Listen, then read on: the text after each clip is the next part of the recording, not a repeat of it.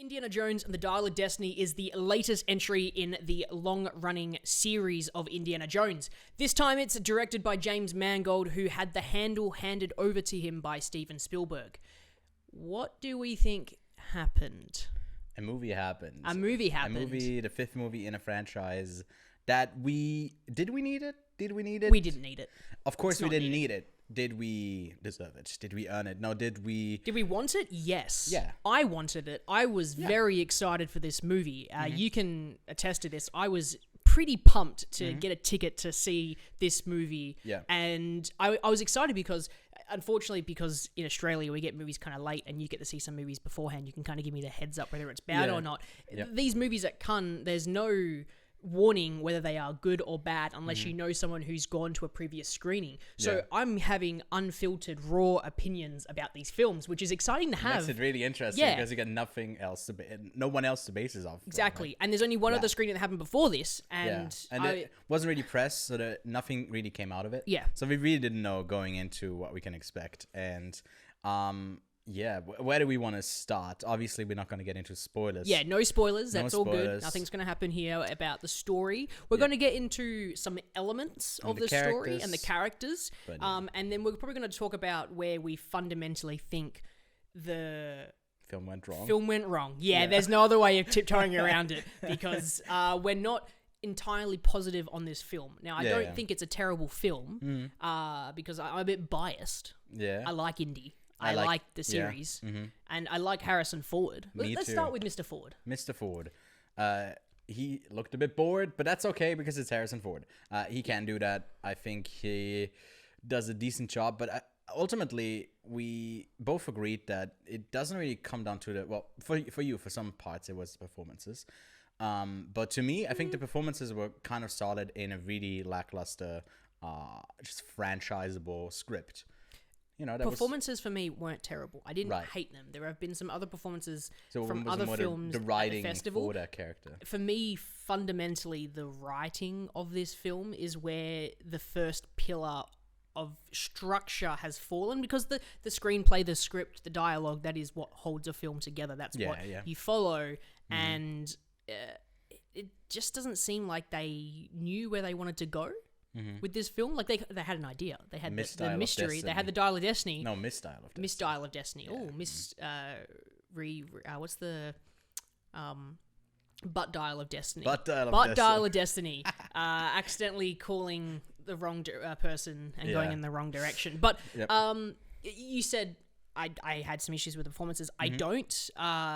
Since walking back from the cinema of where it played, I have had some time to sink it in, and I don't dislike any of the performances. However, Phoebe Waller-Bridges' character is extremely 2020s in the sense that she's witty, she's never sad, she always has a comeback. She's very Star-Lord, right? That's the easiest way to explain it. I wrote it in my notes that Phoebe Waller-Bridge is Star-Lord. And as much as I like these characters and they can be fun, it doesn't work here for me. Yeah. Like, she's fun. I'll give her that. She also has daddy issues like Star-Lord. We love that. I see. As I said, Star-Lord. Exactly the same. But it's just that you don't need that in this film. Indy is witty enough. But the thing is, he's older now. He's a bit more cranky. Exactly. And that's his character. There's always like a half a second delay with a lot of the reactions as well. For him, so it plays it really cartoony. Not just for him, but mainly probably because of him. Yeah. Because he can't really adjust for that. But I mean, I had a good time with it, but I think I gotta come clean that like in these morning screenings, we saw this in the morning at 8:30. Sometimes you're not really 100% awake for the entirety of the movie. You were sleeping. I was not. The guy next to us was the guy next to me was sleeping. He was all cold. He was asleep. And then he was Mr. Phone guy. And it was he was on his phone so anyways, not to get off track too far, but I had my eyes closed sometimes because they were just kept falling down and I go squinting and seeing the screen. So what happened to me is like that while I was watching the movie and hearing the movie, I had the scene play out in front of my eyes with the characters on the screen, like photo real as well. It was really bizarre. I've never had that. And it was like partly that story, and then when I opened my eyes, it was like I'm in a different scene again. So I was like, for like half an hour at least, I was really just all over the place, and I did miss some parts. But you fill me in, I think, on the main things that I maybe, didn't see 100%, but nothing that like really saved the movie. I was just kind of entertained, and ultimately I think that's what they are going for, and they achieved it in parts, at least for me. How much do you appreciate the old indie films, or not the old, but just the other indie films? While I was saying that, I was like, well, the original Indiana Jones might be one of the best films ever made.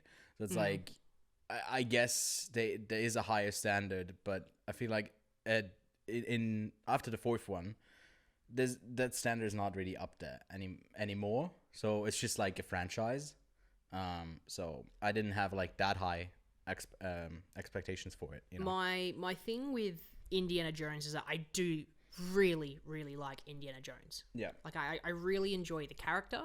I really like sort of mystery, like treasure hunting films. So like National Treasure. I eat that shit up.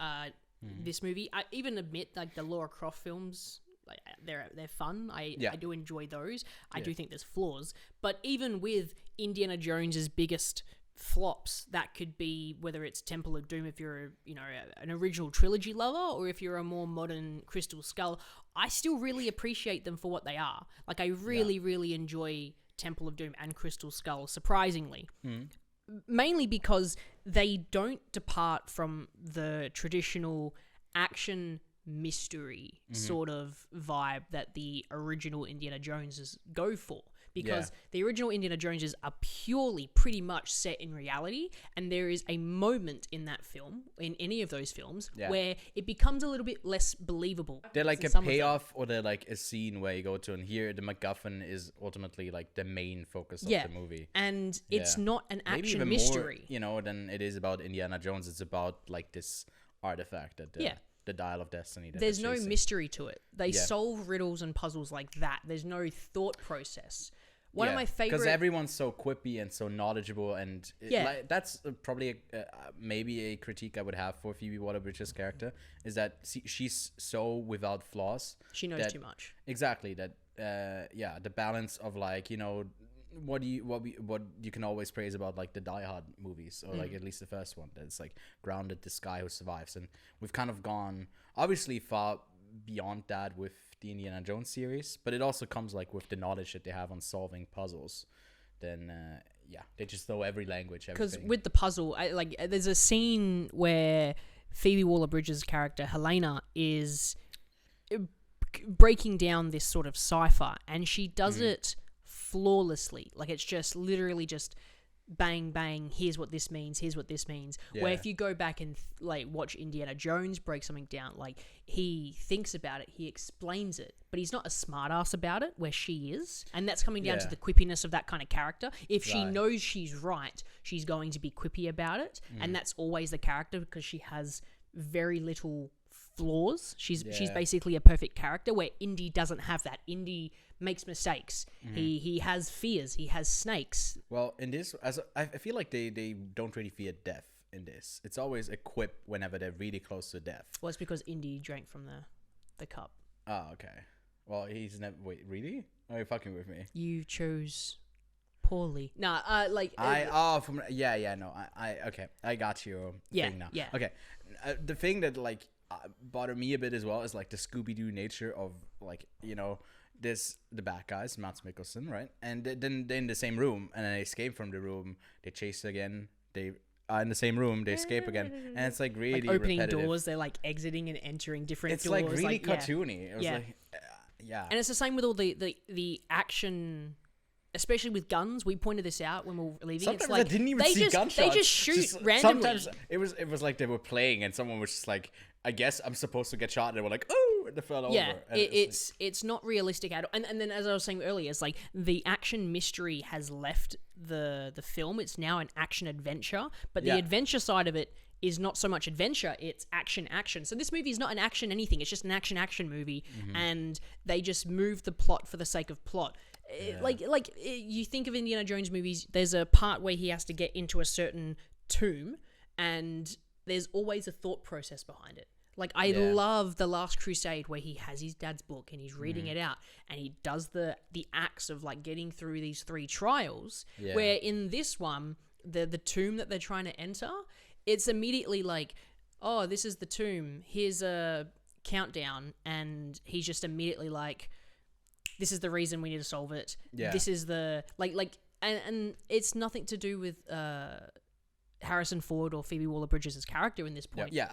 I just realized that there was like, this is no real spoiler, but there's the CIA in this movie, and I don't know why the CIA is in this movie. Well, hang on. I don't want to spoil it. Yeah, I don't want to spoil it. But the thing is, it's dumb. It's like, it makes no sense. The CIA is in it for like a good 20 minutes. Yeah. Well, and then no more. Yeah, in a sense. Yeah. Because I don't want to spoil what happens. Yeah. But why don't they come back? I don't know.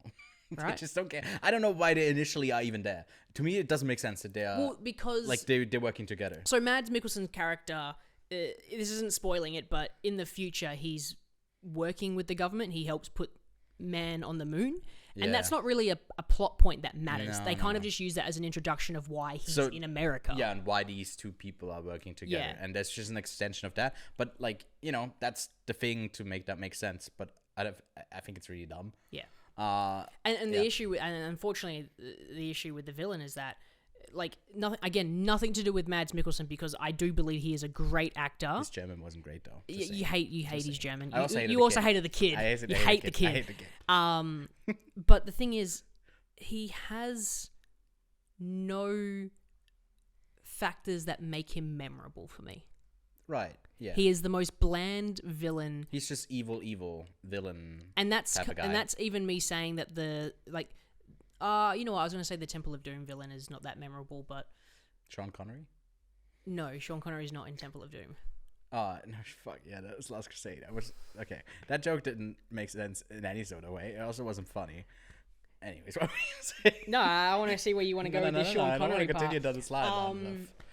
It happens every review where there's some kind of thing where there's a misunderstanding, usually because of me. So, well, because your German's bad, just like Mads just my Mikkelsen's. German's bad. But no, yeah, I mean, I don't really have much more to say without jumping into spoiler territory, which we'll eventually do once this has a wider release. I think it's July anyway, or something. It's not that far. Which gives me time to sit on it, and then eventually I will go back and watch it because I know that my family wants to see it. Yeah. And it will be exciting to see what it's like when it's not an audience full of press. Clapping. Oh my god, when they started clapping at the end, and I was like, are you guys okay? Returning characters, and the people go like, woo! I was like, am I in a Marvel screening? What is happening? Yeah. Look, bad writing affects any film. Yeah. And doesn't matter how good your performers are, even though I love pretty much all of them. Yeah, sorry. No, you touched me, so what? You don't usually get to do that when we're halfway across the world, so it's like weird. Yeah. He's there. Which isn't the case for the de-aged Harrison Ford. What do you make of that? Which is essentially just like, it's one part of the film. And well, the funny part is the that... opening. Oh, do you reckon I'll be able to get a picture on the internet of where we were sitting in theater? I'll see if I can put a picture up in the edit of where we were sitting in the theater, but we were sitting really high up. The movie had already started as well. Far back, yeah. Oh my god, they started early. The line was huge, and they were getting through that line so slowly. Yeah, they started opening it late. We missed the opening couple minutes. Yeah, nothing crazy. And the film opens on a big action scene, which is the only good action scene, if I'm totally honest. It's fairly good. Yeah, I'd say so. I slept for most of them. I imagined the other action scenes. Anyway, I'm going to start talking to you because you didn't watch the movie, so I'm just going to tell you I watched the movie. D.H. Harrison Ford, he's fine. Yeah, he's okay. Yeah. There's the thing is, we sat so far back, I couldn't really pixel peep him, but at least from watching the film from where I was, like, it looked fine. The thing is, all of the shots are lit extremely intentionally. Yeah. So that it's not like a bright light on his face, which is how to do that. Oh, for sure. No, 100%. I'll definitely do that. I'm not saying that's a bad thing, but they did it well because they were smart about it. There was some like tiny things with like eye lines. There was one part when he was in water. Where he reacted and that was 2 seconds too late. It was so weird. But other than that, I think it's okay. It's okay. If you like Indiana Jones, you'll be a bit let down, for sure, I think. But you've seen Kingdom of the Crystal Skull, which already went pretty crazy. It makes you appreciate Crystal Skull a lot more. I wouldn't say that. I definitely think that's a fact. Because at least Crystal Skull, because that's like the first departure from what would be good Indiana Jones films. Yeah. But the thing is, it's just that the Crystal Skull is, again, going away from the mystery side of it, and there's a big sci-fi element to it.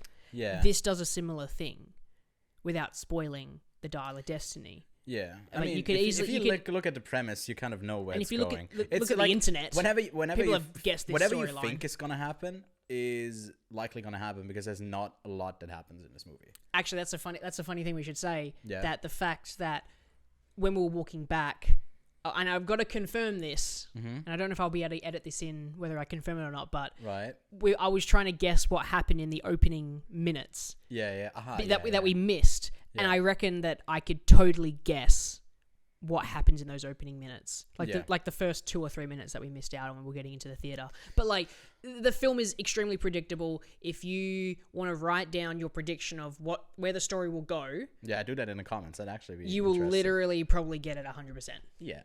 75. I'd actually also be interested. Leave down in the comments below which of the Indiana Jones films is your favorite.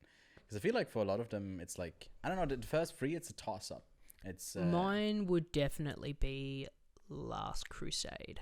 Yeah, because that's to me is a runner-up, really close to the first one. I don't know, I could switch back and forth. But do you think this one ranks lowest for you out of the entire Indiana Jones filmography? Yeah. Right. There's a good possibility that this is like my least favorite Indiana Jones movie. But it does get a point for not having Shia LaBeouf. No, I'm kidding. I actually really like Shia LaBeouf, so... Yeah, I don't have anything against the guy. So, I think for me, Kingdom of the Crystal Skull is probably still worse. But they're both really... I reckon you should rewatch it. Maybe I should. Yeah, I definitely will for our spoiler review that we'll do in a couple of months. But let us know if you're anticipating it still. Are you going to watch it, or did we put you off from it? I feel like it's still going to do well because it's an Indiana Jones film. I don't think even Disney's if it's not getting... And I've been seeing that we are in the minority so far from what I've seen. Some people really like it. Yeah, some people really liked it. And yeah. That's okay. You can enjoy it. Okay. That's totally okay. You just don't know what a good story is. Don't say that. Sorry. Everyone is entitled to their own opinion. But if you want to your hear... opinion can be wrong. I guess objectively as well. Not just subjective. It can be, yeah. Anyways, let's pretend this pretentious little review here. Did we even say that this is the Quiet on Set? There's a Quiet on Set podcast, whatever. Anyways, you can check out our podcast. Comes out with every Tuesday usually. While we're in Gun here, we are stopping that, but we got a full-on Gun recap next week, sometime next week or the week after. I don't know. Time is moving weirdly here. And how many stars? Oh shit, yeah. I gave it 2.5 out of 5. 2 out of 5 stars. Yeah, overall a negative rating for the film, not below average rating. Average. Exactly. So you can find more reviews on the page, so leave a like and subscribe for that. What are we doing next? We're about to see Jonathan Glazer's Zone of Interest and About Dry Grasses. So stay tuned for that. That's next up on the channel. So thanks so much for tuning in, and we'll see you soon. Bye-bye. Au revoir.